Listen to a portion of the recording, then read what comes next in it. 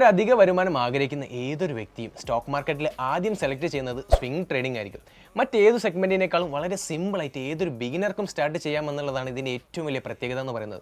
So ഈ ഒരു page ഇപ്പോൾ തന്നെ ഫോളോ ചെയ്തോ. സ്വിംഗ് ട്രേഡിംഗിലൂടെ എങ്ങനെ നിങ്ങൾക്ക് ഒരു എക്സ്ട്രാ ഇൻകം ജനറേറ്റ് ചെയ്യാമെന്നുള്ളത് ഈ വീഡിയോ കണ്ടു കഴിഞ്ഞാൽ നിങ്ങൾക്ക് മനസ്സിലാവും. നമ്മുടെ കൈവശമുള്ള സ്റ്റോക്ക് ഒന്നിൽ കൂടുതൽ ദിവസമോ ആഴ്ചയോ ഹോൾഡ് ചെയ്ത് പ്രോഫിറ്റ്സ് ജനറേറ്റ് ചെയ്യുന്ന രീതിയിലുള്ള ട്രേഡിങ്ങിനെയാണ് സ്വിംഗ് ട്രേഡിംഗ് എന്ന് പറയുന്നത്.